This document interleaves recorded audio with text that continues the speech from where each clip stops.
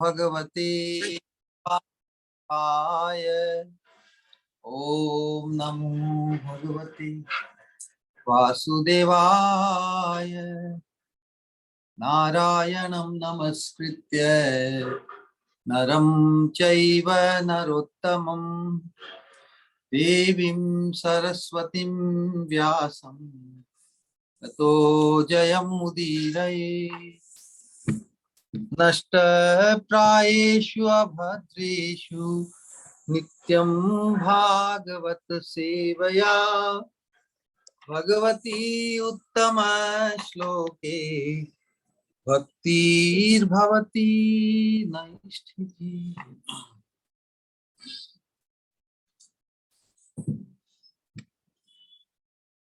हरे कृष्ण।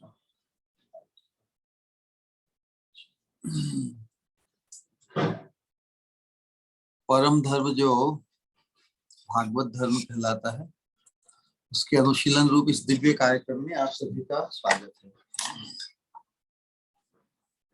हम श्रीमद् भागवतम और श्रीमद् भागवतम के अनुगत हमारे पूर्व महान आचार्य जो प्रेम भक्ति के परम सोपान पर प्रतिष्ठित होकर जिन्होंने प्रेम भक्ति से प्रसूत अनुभूत उद्गार उपदेश रूप जिन संग्रह को हमारे परम लाभ प्रेम भक्ति की प्राप्ति हेतु परम उपादेय हम सबके लिए जो छोड़ गए हैं, उसके अनुशीलन के अंतर्गत हम वर्तमान में श्रील विश्वनाथ चक्रवर्ती ठाकुर जी की माधुर्य कादम्बिनी नामक ग्रंथ का अनुशीलन कर रहे हैं, जो हम सभी साधकों के लिए जो साधन भक्ति का जो क्रम है, श्रद्धा से लेकर प्रेम भक्ति तक का, उसी के अंतर्गत हम जो आदौ श्रद्धा तथा साधु संग भजन क्रिया और अनर्थ निवृत्ति रूप अनर्थों का हम निरूपण कर रहे हैं।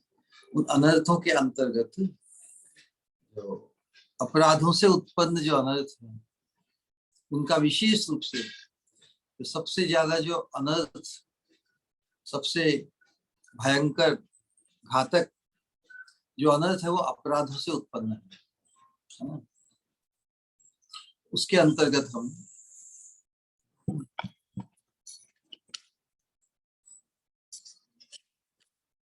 पिछले सत्संग के अंतर्गत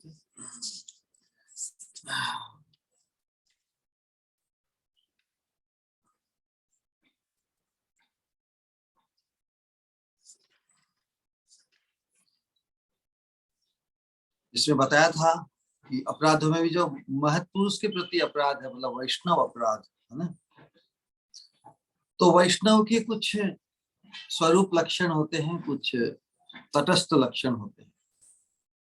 मुख्य लक्षण है उसे स्वरूप लक्षण कहते हैं, और स्वरूप लक्षण से उत्पन्न स्वरूप लक्षण के कारण जो अन्य लक्षण सहज उत्पन्न होते हैं,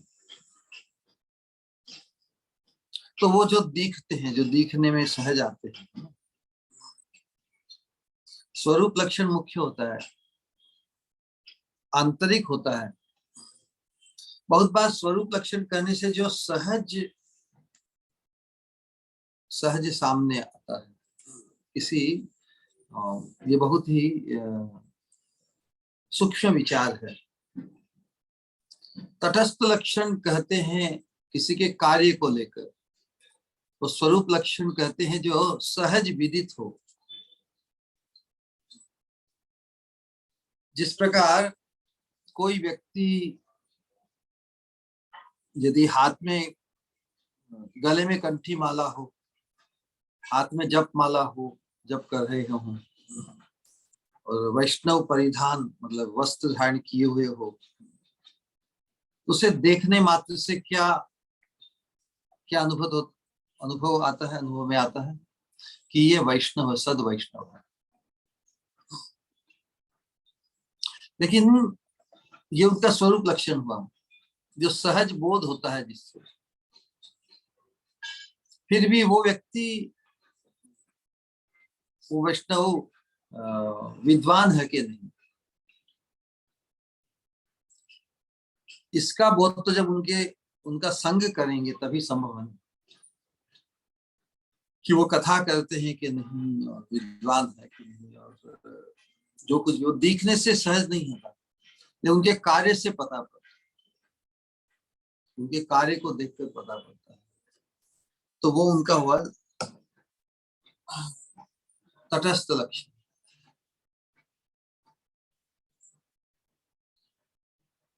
उसी प्रकार स्वरूप देखते ही यदि जिसका बोध न हो, लेकिन बहुत बार उनके आचरण से, उनके कार्य को देखकर जब परिचय मिलता है, वो उनका तटस्थ लक्षण है। तो कहने का तात्पर्य है कि कोई यदि वैष्णव हुआ है, गुरु पादाश्रित होकर वैष्णव धर्म को अंगीकार किया है, तो अवश्य ही वैष्णव केवल एक ऊपरी डेकोरेशन थोड़ी है। किसी चीज को हम अंगीकार करते हैं, किसी धर्म को अंगीकार करते हैं, तो धर्म के साथ जो शिक्षा होती है, सिद्धांत, उसकी भी जानकारी से परिचित होता ही है ना। तो कोई भी यदि वास्तव में वैष्णव है तो दूसरे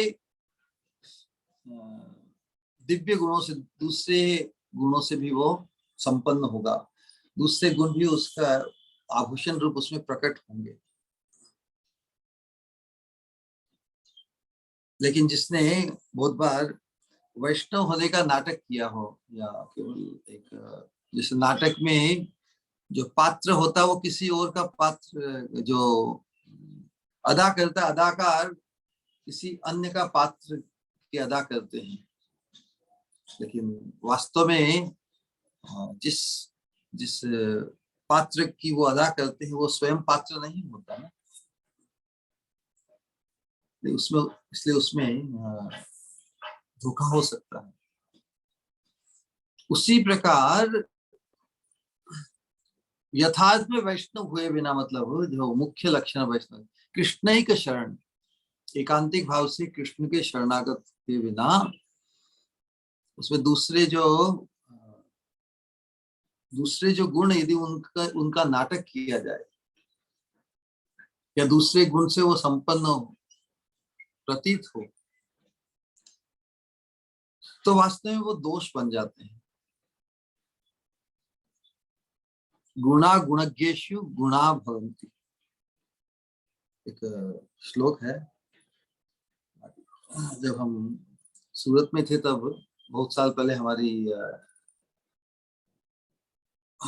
भतीजी है, उसने हमको ये सिखाया था श्लोक, उनके पाठ्यक्रम में आया था, बहुत बढ़िया श्लोक, कि गुणा गुणज्ञेषु गुणा भवन्ति ते दुर्गुणं प्राप्य ते दुर्गुण ते दुर्गुणा प्राप्य, मतलब वही गुण जो दुष्ट व्यक्ति है उनमें यदि प्रतीत हो तो वो दोष बन जाते हैं। कितनी बड़ी बात होती है। गुणा गुणज्ञेषु गुणा भवन्ति, गुणज्ञ व्यक्ति मतलब जो सज्जन व्यक्ति है, गुणा गुणज्ञेषु गुणा भवन्ति, तो जो सद्गुण है वो सज्जन व्यक्ति में ही शोभा पाते हैं। ते दुर्जनम प्राप्य भवन्ति दोषा, दुष्ट व्यक्ति में यदि वो गुण प्रतीत होते हैं तो वो दोष ही है, उनसे दूसरों को धोखा ही होगा। ते दुर्जनम प्राप्य भवन्ति दोषाः, फिर उदाहरण दिया, बहुत बढ़िया उदाहरण दिया कि सुस्वादु पेया प्रभवन्ति नद्यः, बड़ा ही स्वादिष्ट जल नदी में बहता है ना। सुस्वादु पेया, पेया मतलब पेय, प्रवहन्ति नद्यः, नदी में, लेकिन ते समुद्रम आसाध्य भवंती अपेया, लेकिन वही समुद्र को मिलकर वही सुस्वादु पेय क्या हो जाता है? अपेय, पीने योग्य नहीं रहता है, खारा हो जाता है समुद्र में। उसी प्रकार ही है। तो ये सिद्धांत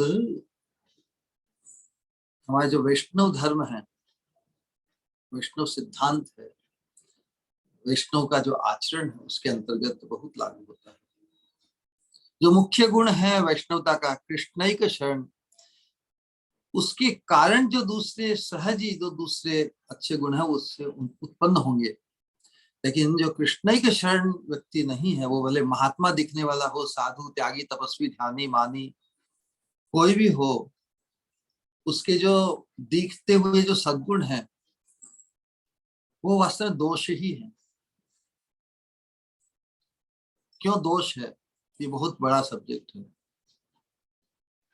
क्योंकि जो व्यक्ति हमें, हम अपराध बोल रहे हैं ना, अपराध की परिभाषा जो हमने समझी कि जो जिस अभिष्ट को हम पाना चाहते हैं, जिस भगवत युगल चरणारविंद की सेवा की प्राप्ति हम करना चाहते हैं, तो जिनकी सेवा हम प्राप्त करना चाहते हैं, जिनका सानिध्य हम पाना चाहते हैं, उनकी प्रसन्नता अति आवश्यक है। तो जिनको हम प्रसन्न करना चाहें और हमारे से ऐसा कोई वर्तन हो, ऐसी वाणी, मनसा कर्मणा वाचा, ऐसा ऐसा हमारे द्वारा एक्सप्रेस्ड हो जिससे उनकी संतुष्टि में बाधा पहुंचती है।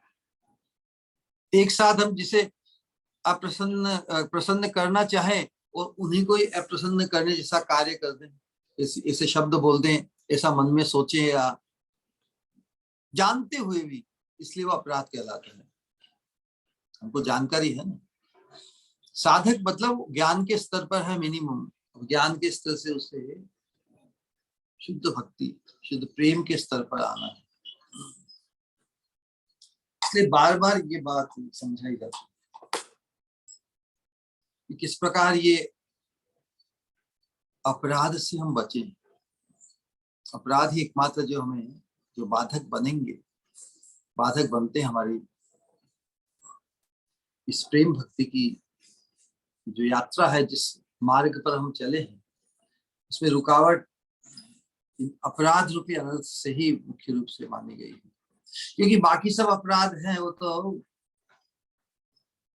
ज्ञान के स्तर पर आने पर उनसे छुटकारा हो जाता है साधना क्रम से। लेकिन जो अपराध हैं, अपराध को बहुत भयंकर माना। ये अपराध होते ही है ज्ञान के स्तर पर, अज्ञान के स्तर पर तो पाप होते हैं ना। तो जब ज्ञान के स्तर पर आ जाते हैं, तो इस भक्ति साधना में आते हैं, तो बहुत सी जानकारी को हम कॉन्शियसली अपनाते हैं अपने जीवन में। जिस प्रकार 4 प्रकार के जो पाप बताए हैं ना, प्रारब्ध कृतम पापम कूटम बीजम फलोन्मुखम, तो उन 4 पापों के अंतर्गत इसमें फिर जो वर्तमान में जो सामने हमारे आते हैं, अलग अलग स्तर के पाप है ना, पातक, उरुपातक, महापातक और अतिपातक। उन पापों से बचने के लिए ही तो 4 रेगुलेटरी प्रिंसिपल्स है। यम, जिन्हें यम कहते हैं, यम अर्थात निषेधात्मक वाक्य शास्त्रों की, ये नहीं करना, ये नहीं करना, ये नहीं करना, ये नहीं करना। वो नियम है करना, जैसे 16 माला करना, ये नियम है। मंगला आरती में जाना, ये नियम है ना। जो करणीय है, जो आनुकूल्य संकल्प, जिन चीजों का हम संकल्प लेते हैं, वो नियम कहलाते हैं। और प्रातिकूल्य वर्जिनम, जो प्रतिकूल है उनको वर्जित करने के लिए जो हम पालते हैं। तो इस प्रकार दोनों विधान, उनमें जहां हमारी चूक हुई कि जो करणीय है उनको यदि नहीं करे उतना बड़ा दोष नहीं, लेकिन जो नहीं करणीय है, जो निषेधात्मक है, उनको करने से पाप है ना। फिर कुछ ऐसे व्रत भी है, जैसे एकादशी है, करना चाहिए। एकादशी ऐसा व्रत है जिसको नहीं करने से पाप है। भाई वर्जन तो, जो वर्जन जिनके लिए निषेध किया गया है उनको हम कहे तो अवश्य ही पाप है। एकादशी एक ऐसा व्रत है कि जिसको नहीं करने से भी दोष, नहीं करने में दोष है, विशेष रूप से वैष्णव धर्म का जो पालन है। एक्चुअली दिशा, लाइट सब ठीक है, मैं जानना चाहता हूँ, मालूम नहीं दिशा का। एक सेकंड, एक मिनट दीजिए इसको। It's all right. हाँ महाराज ठीक है।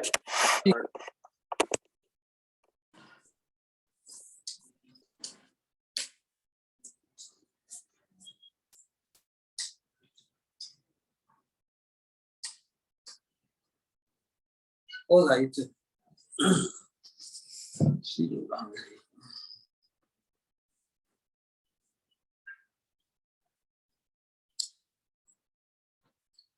अब जब अपराध की बात आती है तो वैष्णव के बारे में बता दिया। जो कृष्ण ही का शरण भगवान की हो वही वैष्णव है वास्तव में। जो मुख्य लक्षण, जो स्वरूप लक्षण की हम बात कर रहे हैं, स्वरूप लक्षण से कोई वैष्णव हो तो फिर भी उसमें, उससे, उसके कारण जो अच्छे गुण उत्पन्न होने चाहिए वो दिखे नहीं, तो क्या हम उसे वैष्णव मानेंगे? यही बात है ना। उनके प्रति अपराध होने से भी क्या अपराध होंगे क्या? ये इस बात का जिक्र किया गया था कि कृपालुता आदि गुणों का जो 26 गुण बताए, कृपालु, अकृत, द्रोह, सत्य, सार, समय, निर्दोष, वदान्य, मृदु, शुचि, अकिंचन, सर्वोपकारक, शांत, कृष्ण ही का शरण, ये यही मुख्य और एकमात्र लक्षण है वैष्णव का। कृष्ण ही का शरण है, वो एकांतिक भाव से कृष्ण के शरणागत है, वही वास्तव में वैष्णव की वास्तविक मुख्य परिभाषा है, मुख्य परिचय है। फिर अकाम, अनीय, स्थिर, विजित, सर्गुण, सर्वोपकारक, शांत, अकाम, अनीय, स्थिर, विजित, सर्गुण, मित भूक, अप्रमत्त। मित भूक मतलब कम कम भोजी, अति भोजी नहीं, वो भी तो एक प्रबल लोभ है। शास्त्र में कहा है कि जिह्वा लालच से जे इति उति धाय, जिह्वा की लालसा को लेकर जो इधर उधर भागता रहता है। शिष्णोदर परायण, शिष्ण मतलब जो निम्न इंद्रियां हैं, और उदर पेट, इन इंद्रियों के परायण जो व्यक्ति है वो कृष्ण को नहीं प्राप्त कर सकता। तो मित भूख, अप्रमत्त, मानद, अमानी, गंभीर, करुण, मैत्र, कवि, दक्ष, मौनी। कहने का आशय है कि जो कृष्ण के शरण व्यक्ति है वो वैष्णव हो गया। It's just matter of time, समय के साथ उसमें दूसरे ये सभी गुण जो हैं वो अपने आप पनपेंगे। लेकिन जो कृष्ण के शरण नहीं है वो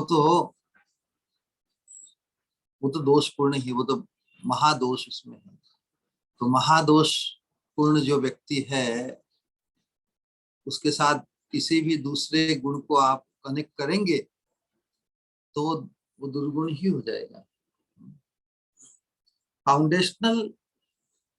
फाउंडेशन में यदि दोष है तो पूरी इमारत जैसे विकृत होगी ना। अच्छे से अच्छा पत्थर, अच्छे से अच्छी सब कुछ, डेकोरेशन सब कुछ अच्छा रहा है, फाउंडेशन में यदि गड़बड़ है तो इमारत तो ढह जाएगी ना। इतना सीरियस सब्जेक्ट मैटर है ये वैष्णव अपराध को लेकर।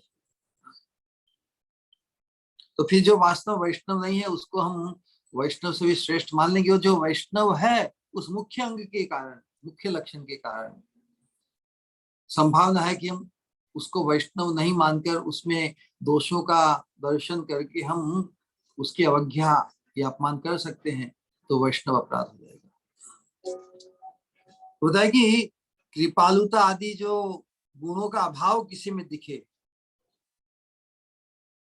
तो भी जो भगवत भक्त है, जो कृष्ण के शरण है, उसे साधु ही मानना होगा। ये इस बात का निरूपण विस्तार से किया। भगवान भी कहते कि अपी चेत्सु दुराचारो भजते माम अनन्य भाव, जो अनन्य भाव से मेरा भजन करता है उसे साधु ही मानो, वही उसकी सम्यक व्यवस्थित है। सम्यक मतलब पूर्ण रूप है, वो उसका समर्पण है कृष्ण के प्रति ही है। जो दूसरे दोष पूर्व संस्कार के कारण, पूर्व आदतों के कारण कुछ दोष उसमें भी प्रतीत हो, लेकिन क्योंकि वो अनन्य भाव से कृष्ण के ही शरणागत है, इसलिए उसे साधु ही मानो भगवान ने कहा। जो एकांतिक भाव से कृष्ण के शरणागत होगा उसमें ये दोष नहीं हो सकते, वो क्यों पाप करेगा, नहीं करेगा। ले भगवान के कोई कारण, पूर्व भयंकर संस्कार, प्रबल पूर्व संस्कार के कारण परिस्थितिवश उसके जीवन में कुछ असत आचरण दिखता भी है, तो उसमें दोष नहीं मानूंगा, वो साधु ही है, वो स्वच्छ है, क्योंकि अनंत जन्मों की जो कालिक है कर्मों की, अनंत जन्मों की जो कर्म वासना है, जड़ मूल से उसकी उखड़ जाएगी, उखड़ गई।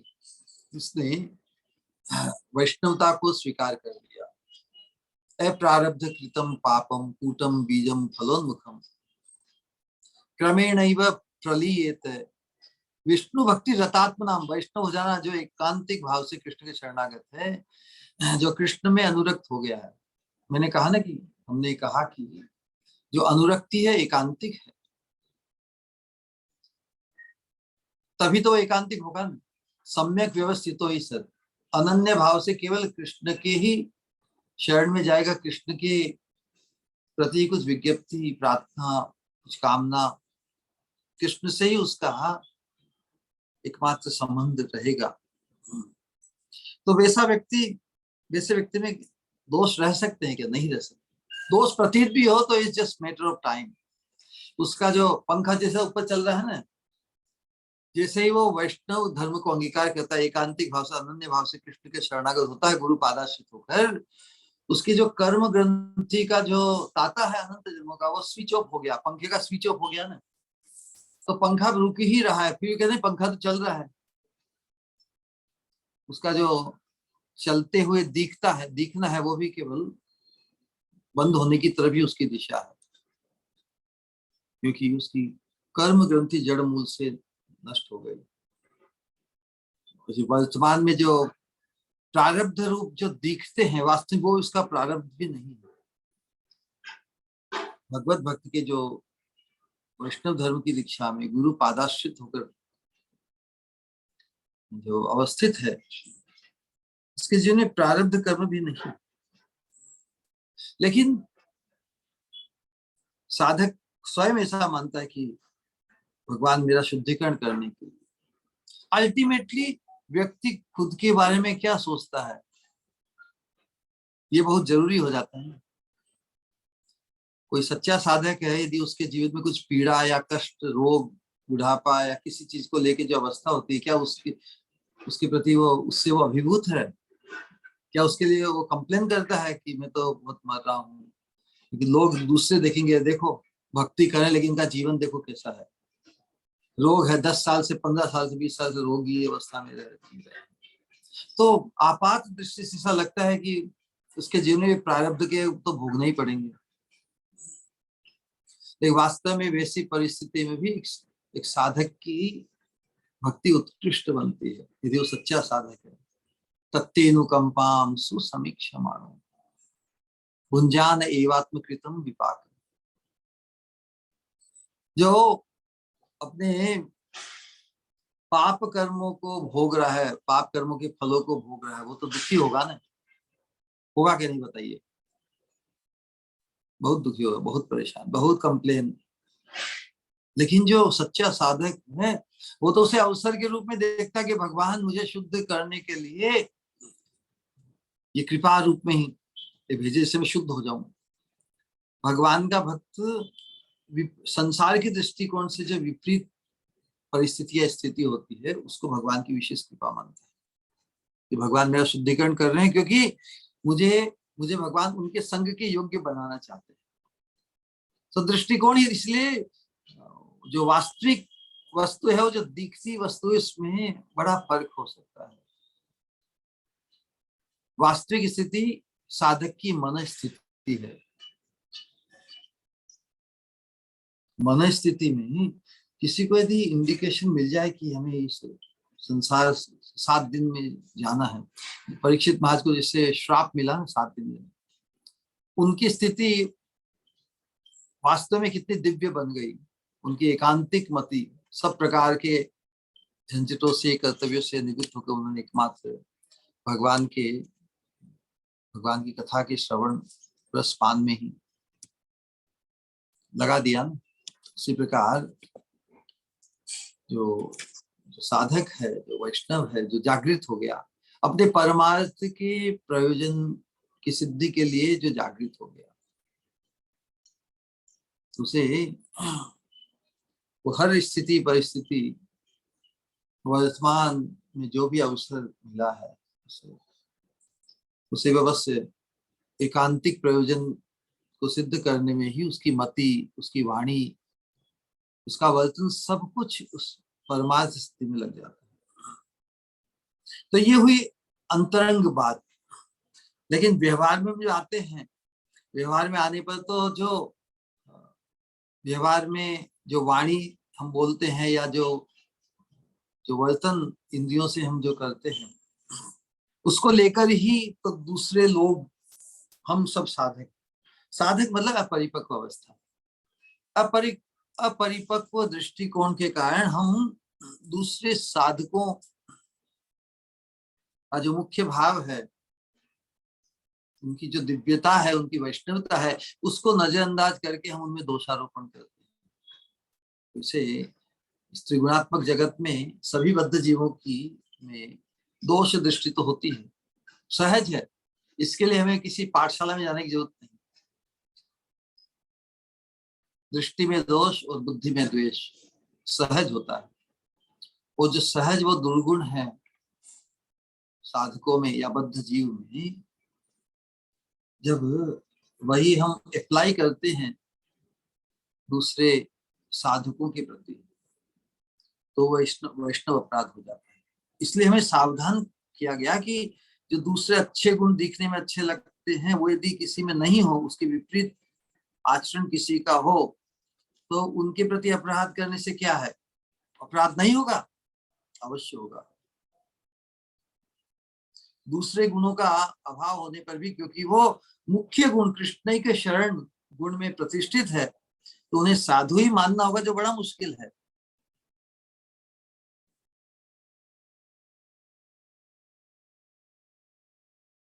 तो इसके लिए हमें जो भजन की सिद्धि प्राप्त करने के लिए, भजन की रक्षा करने के लिए, अपराध से अपने भजन को अपराध रूपी दूषण से बचाने के लिए महाप्रभु ने त्रिनादपि सुनिचेन श्लोक किया कि जिस साधन को अंगीकार करके किस प्रकार भजन करना है कि जिससे हम प्रेम को प्राप्त करें। जिस साधन को करने से प्रेम उत्पन्न हो, उससे उस साधन को किस प्रकार हम अपने जीवन में अपनाएं, चरितार्थ करें। त्रिनादपि सुनिचेन करो। तो वास्तविकता बताइए कि साधारण साधकों की बात तो बहुत दूर रही।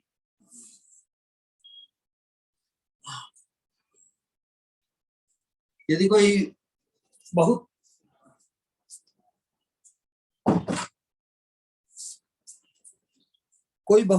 महान व्यक्ति हो, पराक्रमशाली व्यक्ति हो, बहुत साधना में निपुण, इत्यादि है ना, बहुत ही नामधारी कोई साधक हो, वैष्णव हो, अब वैष्णव के प्रति कहा जा रहा है।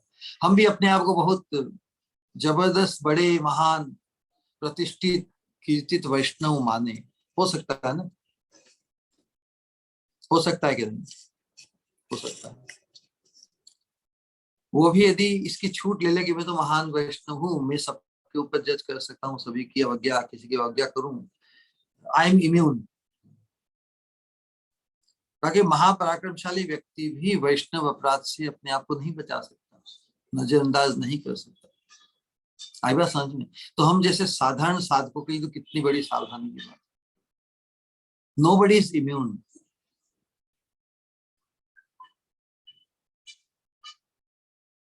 चैतन्य भागवत में विशेष रूप से निरूपण किया गया है कि शूलपाणी, शूलपाणी कहते हैं शिव जी को। शिव जी जैसा महान व्यक्ति, ईश्वर स्वरूप है, वो भी तो वैष्णव है ना। शिव जी की बड़ी प्रतिष्ठा है, महान ईश्वर। तो शूलपाणी समझ यदि भक्त निंदा करे, वैसा व्यक्ति भी यदि भक्त की निंदा करते हैं तो भागवत प्रमाण, भागवत में प्रमाण है ना, भागवत प्रमाणे तथापि शीघ्र मरे। किसकी बात कर रहे हैं? शिव जी जैसा शक्तिशाली कौन कौन व्यक्ति श्रीमद् भागवत में, जिन्होंने भगवान के भक्त वैष्णव के अपराध किया, तो वो भी, उनके ऊपर भी आतंक हो गया। नवम स्कंद में आती है अम्बरीश महाराज की कथा। और अपराध उनके प्रति किन्होंने किया? दुर्वासा मुनि ने। दुर्वासा मुनि की महिमा शिव जी जैसे है ना, इसलिए बताया कि शूलपाणी समझ यदि भक्त निंदा करे, भागवत प्रमाणे तथापि शीघ्र मरे। अर्थात शंकर भगवान के समान होने पर भी यदि कोई महत व्यक्ति, महान व्यक्ति, दुर्वासा मुनि भी भगवान की एक बड़े महान साधु या जो भी तपस्वी, तो शिव जी का ही अंश है। तो शिव जी तो वैष्णवानाम यथा शंभु, महत पुरुष है ना दुर्वासा मुनि। अब राधा रानी ने जिनकी सेवा की हो, उनको महत पुरुष नहीं मान सकते? अवश्य मान।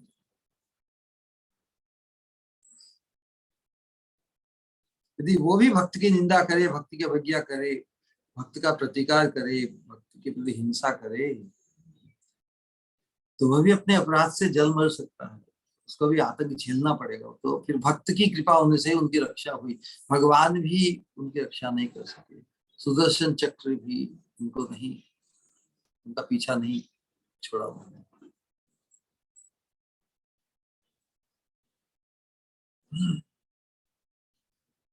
है ना? ये वैष्णव इतना भयंकर है, शास्त्रों में कहा है कि सभी प्रायश्चितों में तो कृष्ण के नाम का जो आश्रय लेता है, सतत कीर्तनीय सदा हरि, महाप्रभु का स्कंद है। कोई कीर्तनीय सदा हरि को की अवस्था को प्राप्त करके भी यदि वैष्णव अपराध हुआ है, उससे उसका शमन नहीं होता। बड़ी अद्भुत बात है। सर्व महाप्रायश्चित जे कृष्णेर नाम, वैष्णव अपराधे से ना मिले प्राण। कि मैं 24 घंटा बस भगवान का नाम जप ही करूंगा, नाम जप करूंगा, जब आपको मालूम है, मालूम किसी वैष्णव के प्रति मैंने अपराध किया है, सतत कृष्ण नाम का आश्रय लेकर भी उस वैष्णव अपराध का शमन नहीं होता। जिस प्रकार बात बताई हूं कि हरि स्थाने अपराध तारे हरि नाम, हरि स्थाने अपराध तारे हरि नाम, तोमा स्थाने अपराध नाही परित्राण। भगवान के प्रति अपराध तो हरि नाम के आश्रय लेने से तर जाता है जीव। भगवान तो अनंत काल से जीवों का अपराध झेलते ही आए हैं ना, कभी माना है क्या? अरे जीव मतलब अज्ञान अवस्था, बद्ध जीव मतलब अज्ञानमय अवस्था।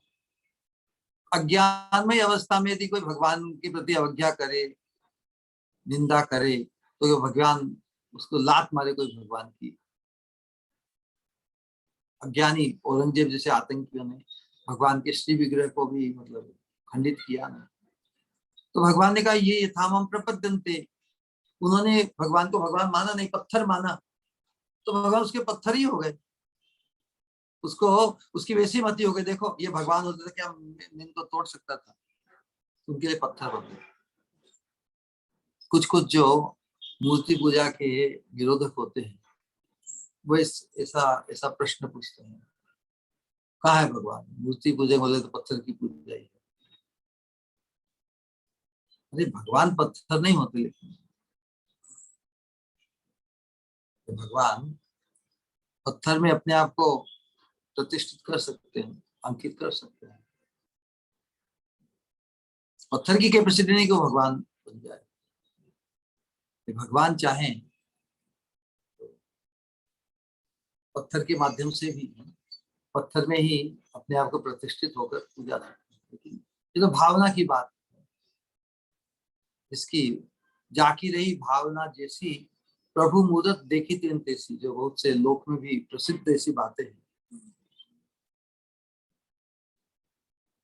तो वैष्णव का अपराधी व्यक्ति हरि नाम का एकांतिक आश्रय लेके भी उसका परित्राण नहीं है। भले ही सभी प्रकार के पाप से, पाप का शमन, अपराधों का शमन हरि नाम का एकांतिक आश्रय लेने से हो सकता है, लेकिन वैष्णव अपराध इतना भयंकर है कि हरि नाम जो हमारा एक कलयुग का युग धर्म ही है नहीं, लेकिन अपराध को तो का निराकरण हुए बिना हमें परमार्थ सिद्धि नहीं होगी, करने का तात्पर्य। तो सबसे अंत में जो सबसे बड़ा अपराध है, जब तक कहा है कि कोई भगवत प्रेम के स्तर पर आकर भी उसकी जो सभी अनर्थों से निवृत्ति है वो पूर्ण हो जाती है। आत्यंतिक इस वैष्णव अपराध की निवृत्ति तो भगवत पार्षदत्व की प्राप्ति होने से ही होगी। जो दूसरे अपराध पुण्य से उत्पन्न अनर्थ, पापों से उत्पन्न अनर्थ, वो तो क्लेश और जो अविद्या, अस्मिता, राग, द्वेष इत्यादि बताए हैं, 4 प्रकार के अनर्थ। भक्ति से उत्पन्न अनर्थ, मान, पूजा, प्रतिष्ठा आदि। सत्कर्मों से उत्पन्न अनर्थ, अनेक भोगों के लिए साधन की प्राप्ति, तो उसमें अभिनिवेश रहता है। लेकिन जो अपराधों से उत्पन्न जो अनर्थ है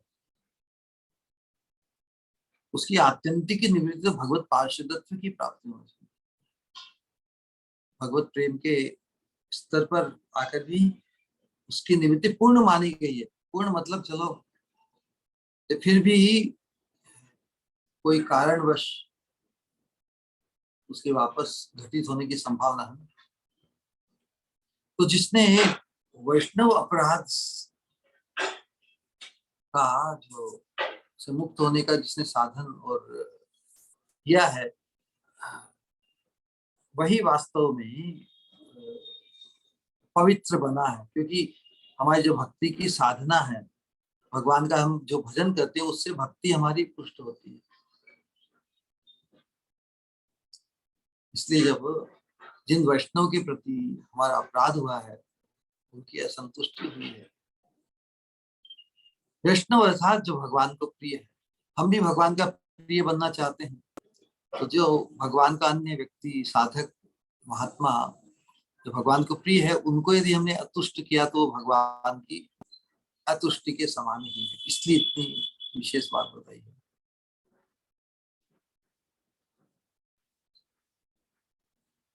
तो बहुत ही उन्नत ढंग से भगवान के नाम के आश्रय लेने वाला व्यक्ति भी यदि वैष्णव के प्रति अपराधी होता है तो उसका कल्याण नहीं होगा। इसलिए हम जो नाम संकीर्तन रूपी जो इस कलयुग के धर्म को हमने अंगीकार किया है, उस नाम संकीर्तन का फल क्या है? भगवत प्रेम की। तो नाम संकीर्तन के अनुशीलन से भगवत प्रेम की प्राप्ति होकर यदि हमें धन्य होना है तो हमें इस वैष्णव अपराध से अपने आप को हर स्थिति में बचाना होगा। किसी में दोष दृष्टि न करें, किसी के प्रति द्वेष बुद्धि नहीं रखें, किसी के प्रति विद्रोह नहीं करें, सभी के प्रति प्रणम्य भाव, क्योंकि सभी के हृदय में भगवान परमात्मा रूप से अधिष्ठित है। जीवे सम्मान दीवो, जीव मतलब बद्ध जीव के लिए बताएंगे। हमारे बीच में तो आसपास सब जीव ही होते, बद्ध जीव।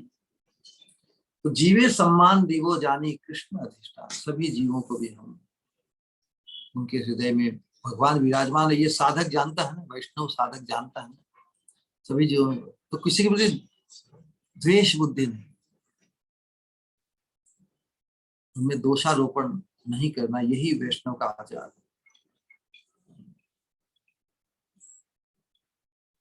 देखिए ना, किसी के प्रति हम दोष दृष्टि रखते हैं, द्वेष बुद्धि रखते हैं, तो वो असत्संग हो गया ना। असत्संग छाड़िए वैष्णव, कितनी सूक्ष्म है। वैष्णव धर्म के जो पहलू बहुत ही सूक्ष्म है, बहुत ही। One has to remain constantly aware, इसलिए अवेकनिंग इज ऑलवेज कॉन्स्टेंट। जो जाग जाता है व्यक्ति, फिर वो सो नहीं सकता, वो ज्ञान के आश्रय में नहीं रहेगा, जाएगा ही नहीं। तो असत्संग छाड़ी, किसी द मोमेंट हमारा किसी के प्रति दोष दृष्टि हो गई और द्वेष बुद्धि हो गई तो असत्संग हो गया ना। असत्संग छाड़ी यही वैष्णव आचार। तो हम वैष्णव आचार से वंचित हो गए हैं। ना लईबे कारो दोष, ना लईबो कारो दोष, ना करीबे कारे रोष। क्या है? ना लईबे कारो दोष, ना करीबे कारे रोष। प्रणम है सवार चरण, सबके चरणों में प्रणाम करते हुए हमें, ये भी भगवान को, भगवान का जीव है, भगवान का अंश, इसके हृदय में भगवान विराजमान है। ऐसी नीति का यदि हम अपनाएंगे तो हमारा कल्याण अवश्य होगा। इस सिद्धांत को अपनाना है। इस प्रकार हम परदोषदर्शी मानेंगे क्या किसी का दोष? उस व्यक्ति का दोष जिसे इतना सौभाग्य मिला कि भगवान ने उसके हृदय में आश्रय ग्रहण किया। तो हम यही चीज भूल जाते हैं।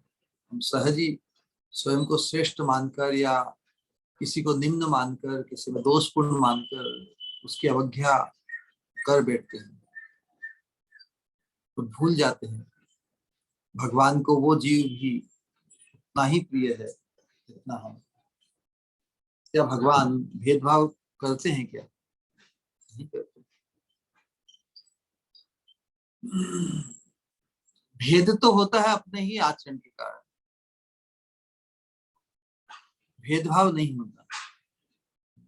जैसे माता पिता आपात से किसी के ऊपर शासन करे, किसी को दंड करे और किसी की प्रशंसा करे कि संतान की, तो क्या वो भेद करते हैं?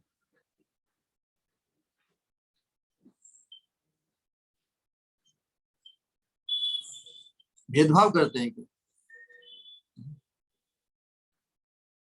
सभी संतान श्रेष्ठ बने, उन्नत बने, परम सुखी बने, यही इच्छा करते हैं।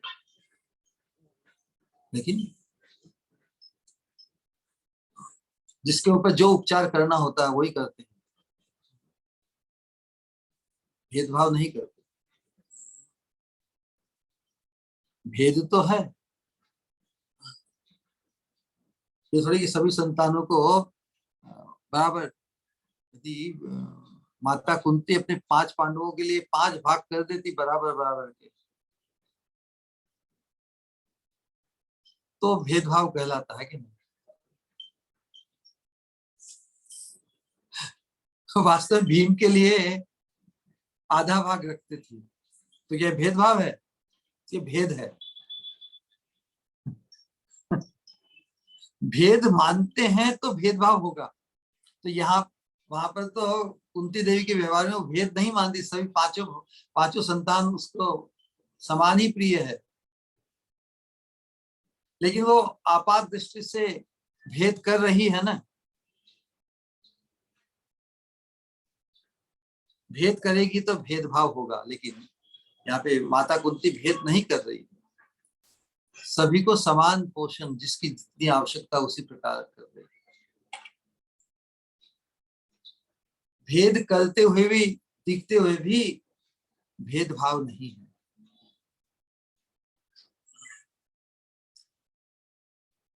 भेद मानती हो तो भेदभाव होगा, देखो भेद नहीं मानती ना, पांचों पुत्र समान ही प्रिय, तो पांचों पुत्रों को उनकी आवश्यकता अनुसार पूरा भरपेट मिलना चाहिए, तो भेदभाव नहीं हुआ ना। दिखने में तो भेद और भेदभाव दोनों दिखते हैं।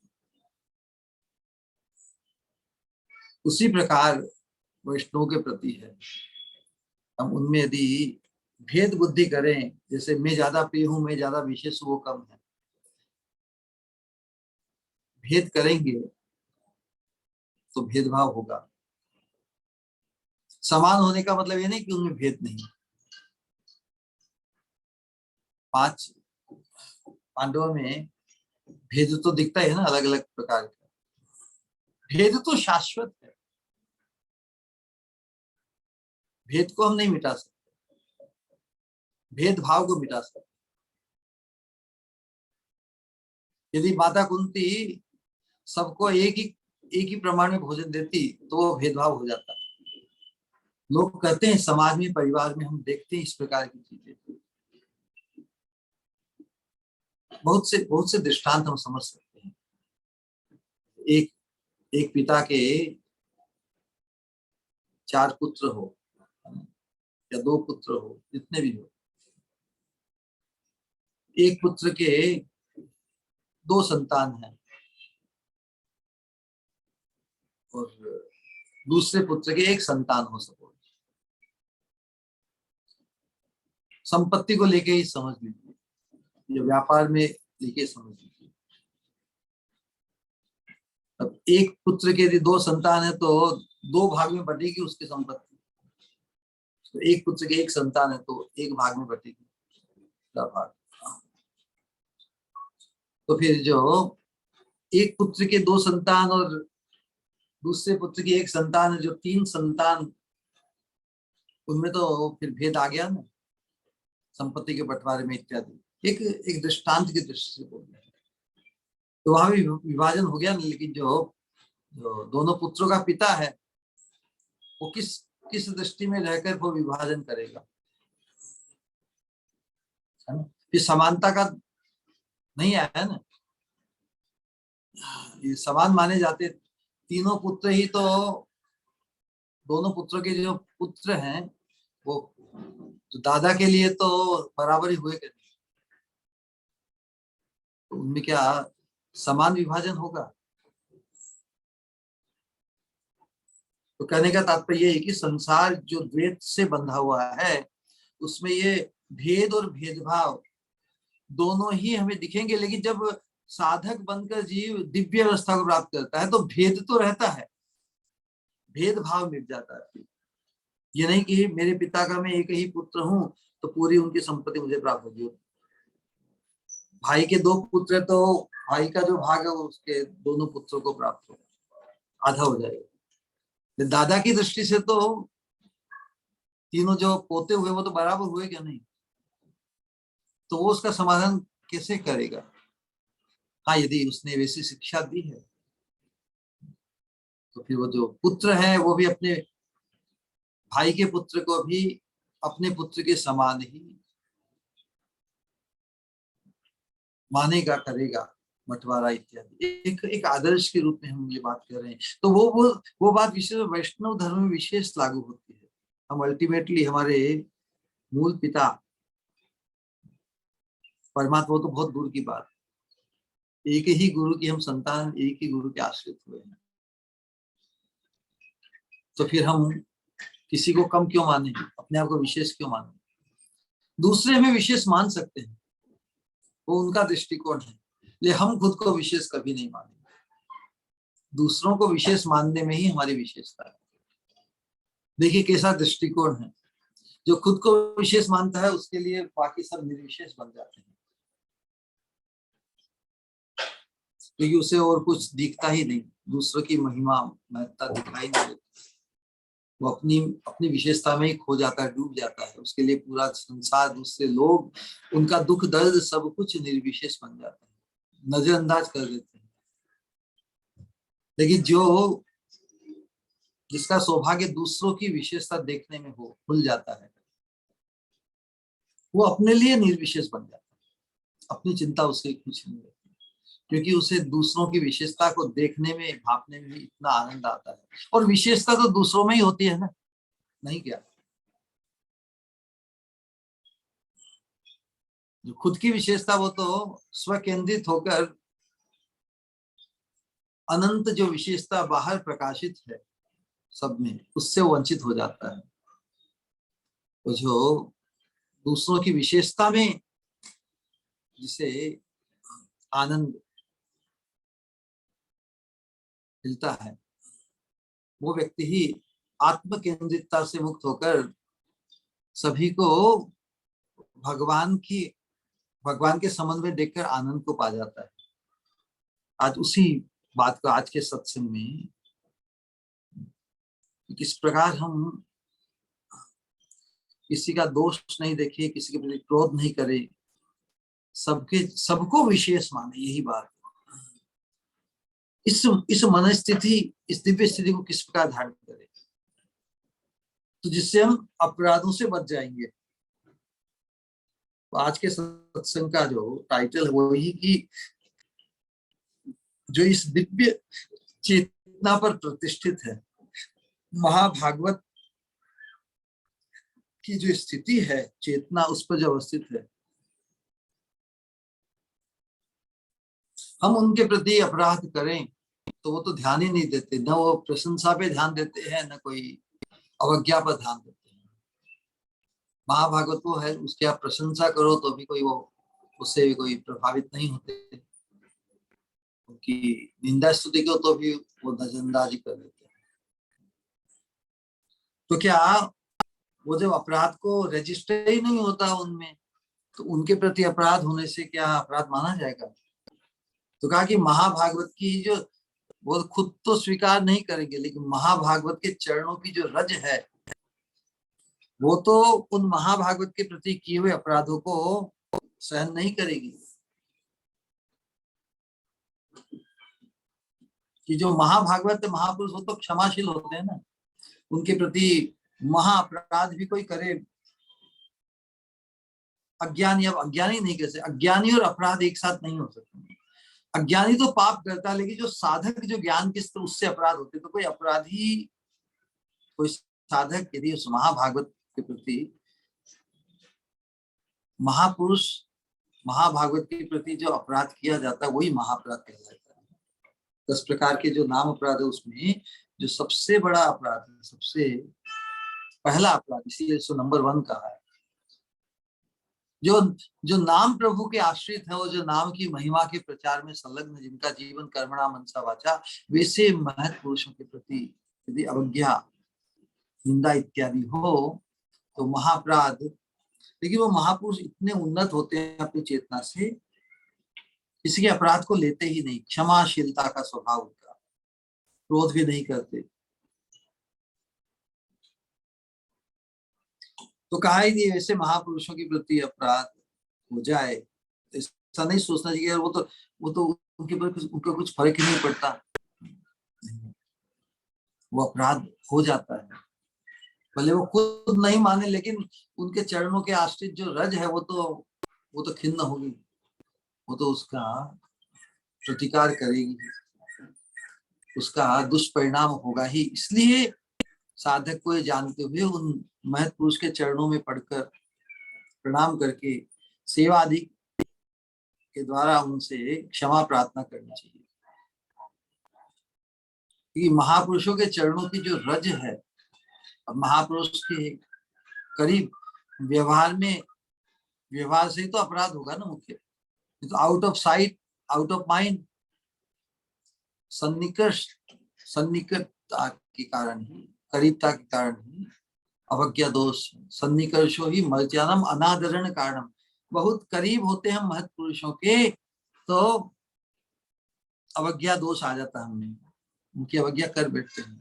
हम भी उनको साधारण हमारे जैसा ही मानते हैं, मनुष्य ही मानते हैं, मनुष्य बुद्धि से ही देखते हैं। तो सन्निकर्षो ही मर्त्यानाम अनादरण कारण, अनादर उत्पन्न हो जाता है। तो जिनकी अवज्ञा हमने की, अपराध किया, तो उनके चरणों की जो रज है वो उस अपराधी साधक का तेज खींच लेता है। तो वास्तव में महापुरुषों की निंदा तो दुष्टों को ही शोभनीय है, जो दुष्ट नहीं है। तो हम जब साधक बन गए हैं तो भगवान हमारे बारे में क्या सोचते हैं? हमें साधुर्य में समझते हैं, भगवान हमें साधु मानते हैं। तो हम, भगवान ने जिस स्तर पर हमें अपनाया है साधु मानते हुए, वो साधु यदि दूसरे महत साधु की निंदा अवज्ञा करे, कितनी बड़ी विडंबना है। भगवान, हम बद्ध अवस्था में होते, साधक मतलब बद्ध अवस्था, सिद्ध अवस्था नहीं, लेकिन बद्ध अवस्था में भी भगवान हमें साधु मान रहे हैं।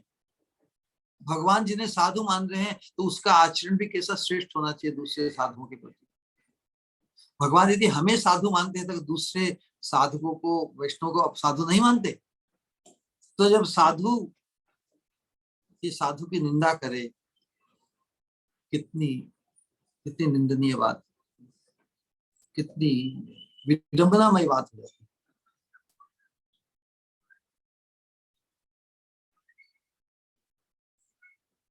तो शास्त्रों में वो जो महत् पुरुषों के वचन है कि महत् पुरुषों के चरणों की जो रज है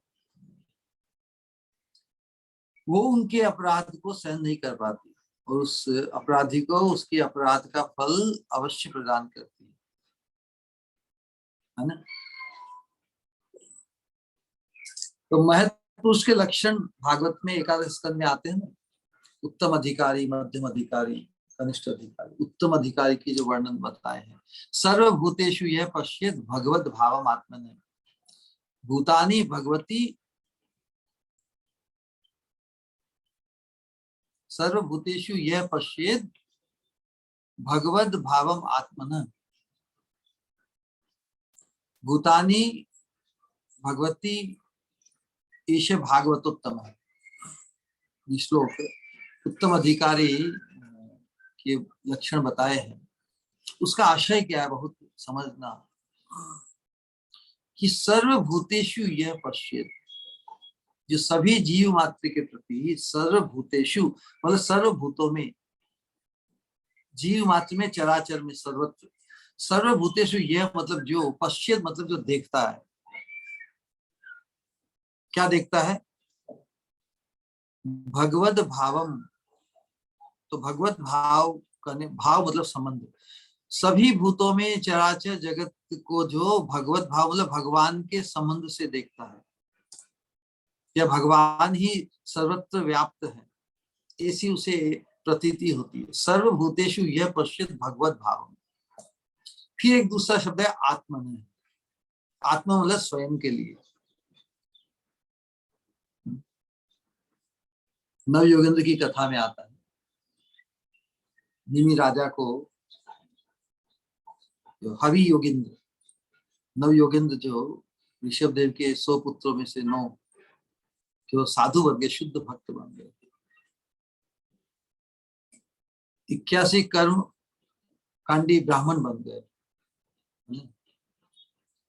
9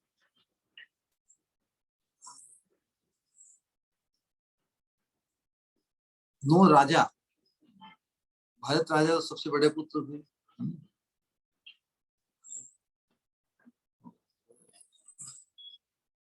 9 योगेंद्र उन्हीं के अंतर्गत है। तो जो सब समस्त प्राणियों में अपने उपास्य से भगवान को विराजमान देखते हैं, भगवत भावम, भगवान के संबंध से ही देखते, मतलब भगवान ही उनमें विराजमान है, इस प्रकार देखते हैं। तो जो अपने जो उपास्य भगवान में समस्त प्राणियों को देखते हैं। भूतानि भगवती आत्मनि एष भागवतोत्तम।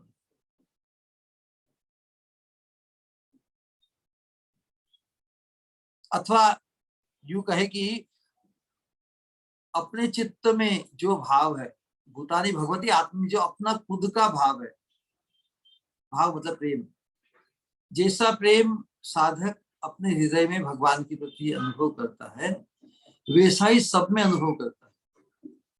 जो गोपियों की दशा थी, अपने चित्त में जो भगवान के प्रति भाव स्फुरित है, तो उन भगवान में समस्त प्राणियों का भी अपने ही समान प्रेम युक्त दर्शन करता है। गोपियां वृक्षों को देखती है, नदी को देखती है, हिरण को देखती है, उनकी हलचल को देख के ऐसा लगता है कि हाँ, इन्होंने भगवान के प्रति, ये भगवान को बड़ा प्रेम करते हैं। जैसा प्रेम, वो प्रेम का भाव उनके हृदय में है, हर चीज को, हर जीव को देखती है, तो बड़ा इनका सौभाग्य देखो, कृष्ण के प्रति इनका कैसा सुंदर भाव है। तो अंतर में जो भाव उमड़ता है, जो भाव व्याप्त है, जो भाव गूढ़ बन रहा है, उसी भाव का रिफ्लेक्शन बाहर जगत में जिसे दिखे, वही उत्तम भागवत है। उत्तम भागवत खुद को श्रेष्ठ माने ही नहीं, बाकी सबको ही वो भगवान के संबंध से और भगवान के प्रति जैसा चिन्मय भाव उसका है, वैसा ही जगत में। तो अपराध किस लिए होते हैं? जब उसके विपरीत होता है, जब जो साधक खुद को तो श्रेष्ठ माने, खुद को महाभागवत माने, जबकि वो महाभागवत है नहीं। खुद को महाभागवत मानना ही कलुष है, कलमश है इनका। तो कलमश ही सब जगत देखेगा, वो उत्तम भागवत में भी कलमश देखेगा। तो कोई उत्तम भागवत है कि नहीं, वो बाहर उसकी दृष्टि में, उसकी बुद्धि में, दृष्टि में दोष और यदि बुद्धि में द्वेष है दूसरों के प्रति, तो वो महाभागवत ही नहीं है।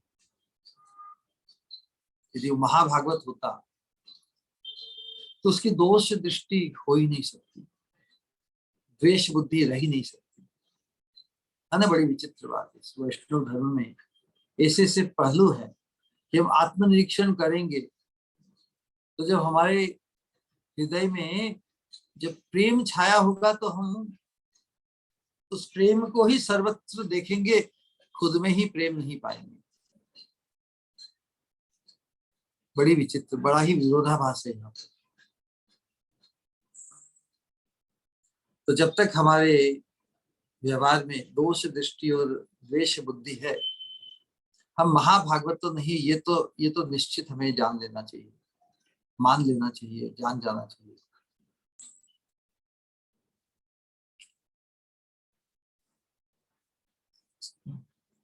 तो हम आज 4:45 तक हम आज सत्संग को समाप्त करेंगे। कोई का किसी का विशेष प्रश्न होगा तो हम तो देंगे, और उसके बाद में फिर समापन। क्योंकि 5 से आगे दूसरे सत्संग का अरेंजमेंट है,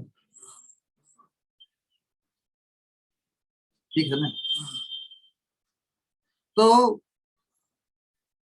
ऐसे जो महाभागवत है, जिनको बाह्य ज्ञान नहीं, क्योंकि वो अपने आंतरिक भाव में ही मग्न है, प्रेमाविष्ट दशा में जगत में भ्रमण करते रहते हैं। यदि कोई उनकी निंदा करे, क्योंकि लोगों में तो दोष दृष्टि या द्वेष बुद्धि होने के कारण वो किसी को स्पेयर नहीं करते, सबकी निंदा कर बैठते हैं। उनकी यदि कोई निंदा करता है तो उन्हें कुछ फर्क नहीं पड़ता क्या उससे दोष माना जाएगा। भले ही वो क्रोधित नहीं होते, किसी का अपराध ग्रहण नहीं करते। जैसे बुद्ध महात्मा को अंगुली मारने 1000 गाली दी, आतंक जैसे झाड़ा उनके ऊपर। बुद्ध महात्मा शांति से चल रहे तो अंगुली में आके, तुम्हें मुझे डर नहीं लगता? कैसे आदमी हो तुम? मैंने तुम्हें इतना दुत्कारा, इतनी गालियां दी, तुम्हें कुछ कोई विचलित नहीं हुए? तो बुद्ध महात्मा ने कहा, हाँ हाँ, तुमने गालियां दी, तुमने जो भी कुछ मुझे उपहार दिए, मैंने स्वीकार नहीं किए। अब कोई किसी व्यक्ति का उपहार देना चाहो गालियों के रूप में, यदि वो स्वीकार नहीं करता, वो गाली, वो उपहार वापस खुद के पास ही रहेंगे ना, आ जाएंगे। उसी प्रकार तो महत्पुरुष तो किसी के अपराध को ग्रहण नहीं करते, लेकिन इससे कोई ऐसा नहीं सोच सकते कि जब उनके ऊपर कुछ असर ही नहीं पड़ा, उन्होंने अपराध ग्रहण नहीं किया, तो उनकी निंदा को अपराध माना ही नहीं जाएगा। लेकिन जो निंदा करता है उसका चित्त तो बड़ा कलुषित हो गया ना। किसी की हम फजूल में यदि निंदा कर दे, गलत काम यदि हम करें, तो दुख खुद को ही होता है, यार ऐसा मुझसे क्यों हो गया। तो यदि परिस्थितिवश, अपनी अपरिपक्वतावश, अज्ञानवश किसी महत् पुरुष के प्रति निंदा आदि अपराध होने पर, उस अपराध से मुक्त होने के लिए उनके चरणों में पड़कर उनसे क्षमा प्रार्थना मांगनी चाहिए, उनको प्रसन्न करना चाहिए, हे महात्मन, आप तो बिल्कुल इससे ऊपर हैं, राग देश से ऊपर हैं, लेकिन अपराध मुझसे ही हो गया। और उनको एकांतिक भजन परायण प्रेम के स्तर पर प्रतिष्ठित महाभागवत जानकर उनके संग में, उनके सानिध्य में, उनके सत्संग में नाम संकीर्तन करना चाहिए। तो अवश्य ही उस कृति से उनके महत्पुरुषों के प्रति जो अपराध हुआ उसका भी शमन हो जाएगा। लेकिन एक प्रश्न सामने वो आ जाता है, लेकिन वो महापुरुष उनकी स्तुति करने से, उनके प्रति प्रणति करने से, क्योंकि वो निंदा और द्वेष है ना, निंदा या स्तुति दोनों को ही सम बुद्धि मानते हैं, एक समान समझते हैं। तो जैसे उनकी निंदा करने से उनको क्रोध नहीं हुआ, कोई रोष उत्पन्न नहीं हुआ, उसी प्रकार उनकी प्रशंसा करने से, प्रणति करने से भी यदि वो प्रसन्न हो जाएंगे, इसकी क्या गारंटी। भाई जिनके प्रति अपराध उन्हें प्रसन्न करना होगा ना, लेकिन जो जो दिव्य स्थिति में प्रतिष्ठित महापुरुष हैं, उनको प्रशंसा करके भी, स्तुति करके भी, सेवा करके, वो तो नजरअंदाज ही करेंगे ना। नजरअंदाज करने का मतलब उनसे कोई वो प्रसन्न हो जाएंगे, इसकी भी संभावना है क्या, गारंटी तो नहीं ना। तो उस स्थिति में निंदाकारी का या अपराधी व्यक्ति का चित्त शोधन अथवा अपराध का उपशमन किस प्रकार संभव है। बात तो यही है ना, इनके प्रति अपराध हो गया, लेकिन वो अपने ध्यान में ही मग्न रहते हैं, बिल्कुल उनकी स्तुति करके, सेवा करके भी वो प्रसन्न हुए कि नहीं, कैसे जाना जाए। अब भागवत में एक दृष्टांत आता है ना, कि दक्ष प्रजापति ने महापुरुष शिव जी की अवज्ञा की, तो शिव जी का अनादर देख के सती ने क्या किया,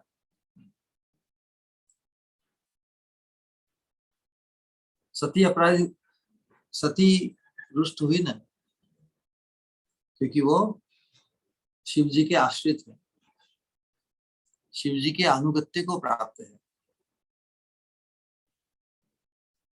तो महाभागवतों के द्वारा अपराध न ग्रहण किए जाने पर भी उनकी जो चरण रेणु है उसे सहन नहीं कर पाते। तो चरण रेणु कौन है, जो महापुरुष के आश्रित जो भक्तगण है, साधक है, वो उस अपराध को सहन नहीं करेंगे। इसलिए वैष्णव की चरण रेणु की प्रसन्नता करनी होगी। जिन महापुरुष के प्रति अपराध हुए वो तो कुछ राग द्वेष नहीं होने के कारण न अपराध से, दोष से खिन्न होते हैं, क्रोधित होते, निंदा करने से या स्तुति करने से प्रसन्न होते हैं। तो फिर क्या करना चाहिए, लेकिन उनके आश्रित जो उनके सेवक है, शिष्य हैं, उनको प्रसन्न करना चाहिए। वो तो क्रुद्ध होंगे, अपने स्वामी के प्रति अवज्ञा, अपराध वो सहन करेंगे क्या। इसलिए उस अपराध से मुक्त होने के लिए उनके जो आश्रित, उनको प्रसन्न करना होगा। तो वैष्णव की चरण रेणु की प्रसन्नता के लिए उनकी स्तुति, प्रणति भी एकांत रूप से आवश्यक है। तो महत्पुरुष के चरणाश्रित भक्त ही महत् पुरुष की चरण रेणु, तो जिन महत् पुरुष के प्रति अपराध हुआ है उनके आश्रित, उनकी सेवा जिनके द्वारा अंगीकृत है। महापुरुष अपने चरणाश्रित जनों की सेवा ग्रहण करते हैं क्योंकि वो उनके अंतरंग है। तो जो उन महापुरुष के अंतरंग साधक, उनकी सेवा करने से, उन्हें प्रसन्न करने से ये प्रमाणित हो जाता है, संपादित हो जाता है कि उन्हें महापुरुषों के प्रति, महापुरुष के प्रति अपराध का शोधन हो गया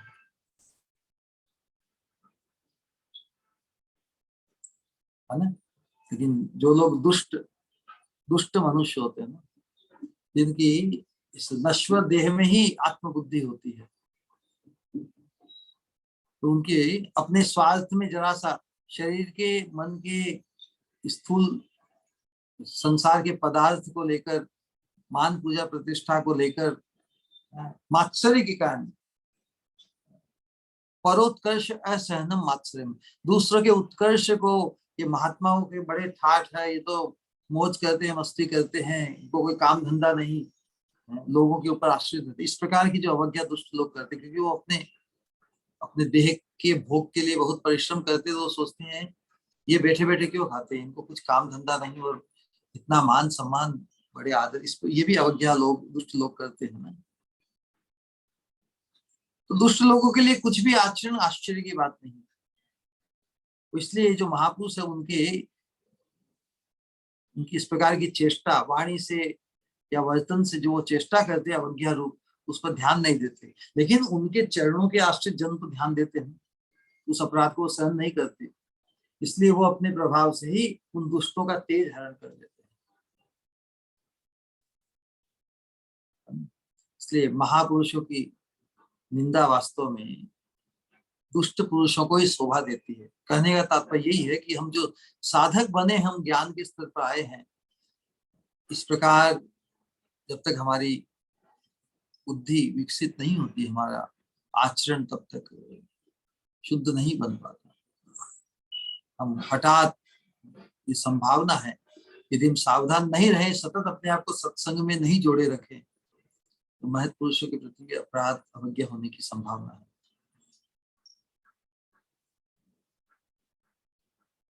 तो यही साधन है कि जो महत् पुरुषों के जो आश्रित है, उनको भी हम उतना ही आदर देंगे,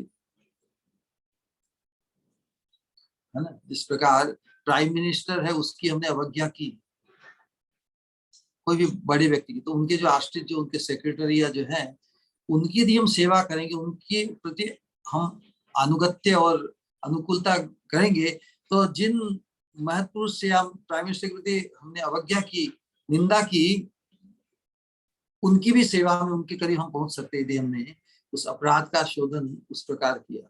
क्योंकि महत्पुरुष, बड़े व्यक्ति तक तो हमारी पहुंच नहीं, लेकिन जो उनके आश्रित है, उनके प्रति अनुकूल होकर यदि हम रहें, तो हम भी उस कृपा को प्राप्त कर सकते हैं।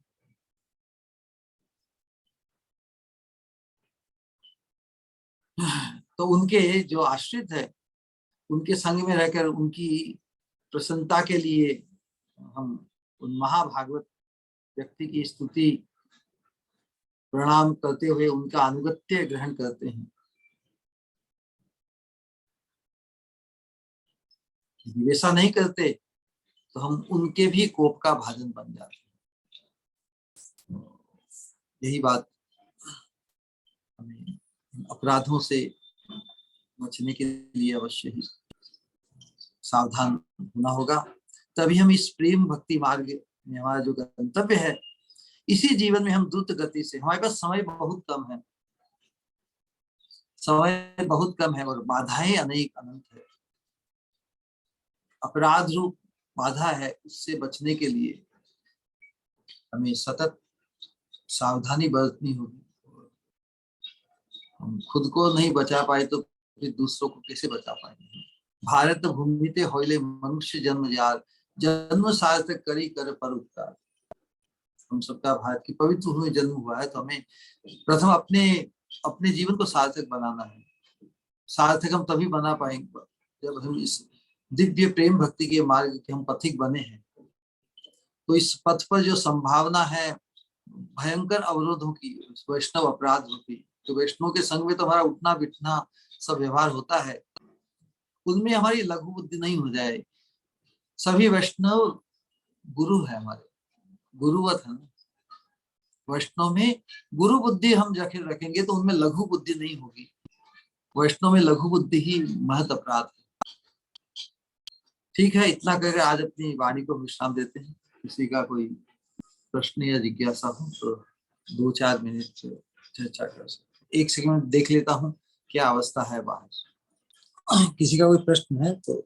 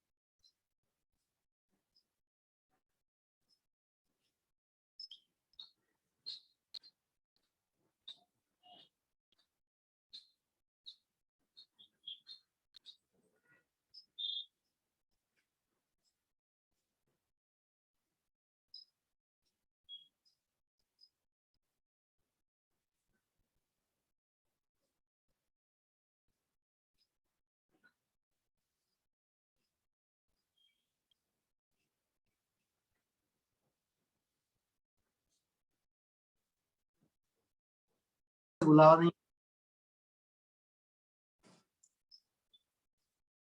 किसी का कोई प्रश्न या जिज्ञासा हो तो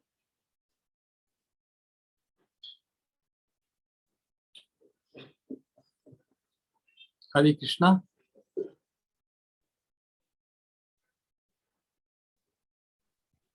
हरे कृष्ण महाराज, दंडवत प्रणाम। हरे कृष्णा।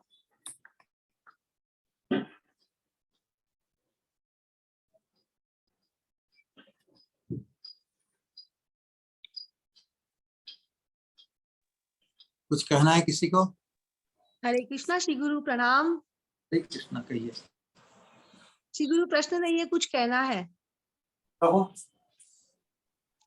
आज आपने जो वैष्णव अपराध के बारे में बताया, उसमें जो कई बार मन में रहता है कि हम करना नहीं चाहते हैं फिर भी हो जाता है, लेकिन आपने जो भेद और भेदभाव इसको जो क्लियर हाँ। किया ना, उससे मन काफी गिल्ट फ्री हुआ श्री गुरु। क्योंकि एक्चुअली करना नहीं चाहते हैं लेकिन फिर भी सावधान भी रहते हैं। और आपने ये जो कहा कि प्रेम के स्तर पे आने के बावजूद भी, जैसे कि रूप गोस्वामी का है कि उस स्तर पे आने के बावजूद भी करना नहीं चाहे, फिर भी किसी वैष्णव ने उनका अपराध मान लिया, तो मतलब कितने सावधान रहने की आवश्यकता है। लेकिन जैसे मैं अपना कहूंगी कि बहुत ही साधारण स्थिति पर हूँ, अभी शुरुआत हुई है भक्ति की आपकी कृपा से, फिर भी जो आपने भेद और भेदभाव को क्लियर किया, उससे मन में बड़ा समाधान हुआ श्री गुरु। बहुत अच्छा भेद कहा आपने। भेद तो है ही ना। भेद नहीं मानते तो बहुत मुश्किल हो जाएगा, है ना। भेद से ही तो विशेषता को लक्ष्य करेंगे ना हम। किसी भी दृष्टिकोण, संसार के दृष्टिकोण पर या परमार्थ, भेद को तो एक्नॉलेज करना ही है। भेद को एक्नॉलेज नहीं करने के कारण ही हम किसी के जैसा बनना चाहते हैं, उसको मिटा देना चाहते हैं। ये द्वेष है ना। हम we cannot stand somebody's glory, किसी की श्रेष्ठता को हम सहन नहीं कर सकते, उसको मिटा देना चाहते हैं। हमको जो भेद को हम स्वीकार नहीं करना चाहते कि हम यदि लखपति हैं तो कोई करोड़पति हो ही नहीं, हम उस भेद को स्वीकार नहीं कर। यही मायावाद भी है, जो भेद को नहीं माने, जो किसी की विशेषता को नहीं माने। सब एक है, सब एक है, एक बोली है, सब एक है ना। जो भेद को स्वीकार नहीं करता ज्ञान के नाम पर, और ज्ञान के स्तर पर क्या भेद मिट जाता है या भेद खुल जाता है, ये प्रश्न हम बहुत बार पूछते हैं। जब किसी को ज्ञान हो जाता है तब सब क्या सब एक हो जाता है या भेद खुल जाता है? भेद खुल ज्ञान जाता के- है। हाँ। जिसको ज्ञान नहीं है उसके लिए असली हीरा और नकली हीरा दोनों एक समान है ना, एक समान हो जाता है। तो इसका असली हीरा और नकली हीरे का भेद नहीं है क्या? भेद शाश्वत है।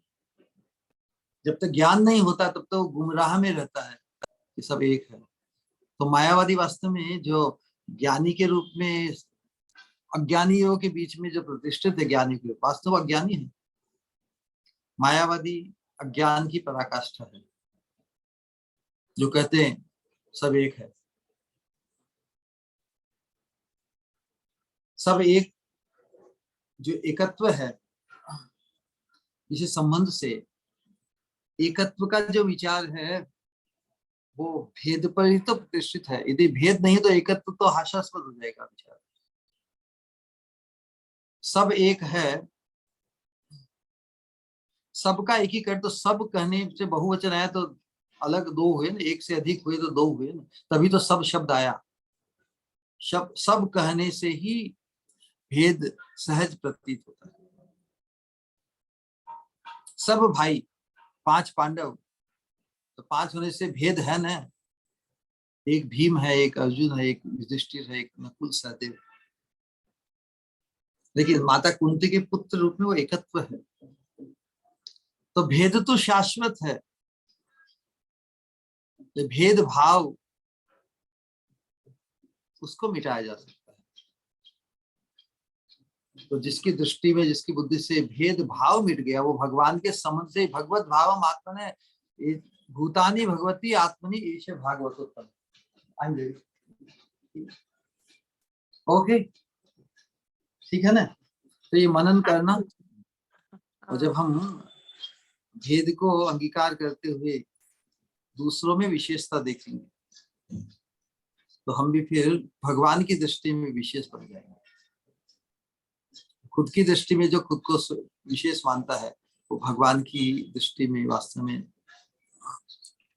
ना प्रशंसनीय नहीं होगा। ऑलराइट, हरे कृष्णा श्री गुरु, बहुत अच्छा। बोलिए हरे कृष्णा कृष्ण कृष्ण कृष्ण कृष्ण हरे हरे हरे, हरे राम हरे हरे राम, राम राम राम हरे हरे। हरे राम हरे राम कृष्ण हरे हरे कृष्ण कृष्ण कृष्ण कृष्ण हरे हरे। हरे राम राम राम हरे हरे हरे कृष्ण हरे कृष्ण कृष्ण कृष्ण हरे हरे। हरे राम राम राम हरे हरे। राम हरे। हरे हरे। तो ये चालू परम रहेगा, जिसको समझना है वो परम पूज्य भक्ति स्वरूप गोविंद स्वामी महाराज महाराज की की जय जय जय जय जय। प्रणाम गुरुदेव। प्रणाम श्री गुरु। प्रणाम श्री गुरु।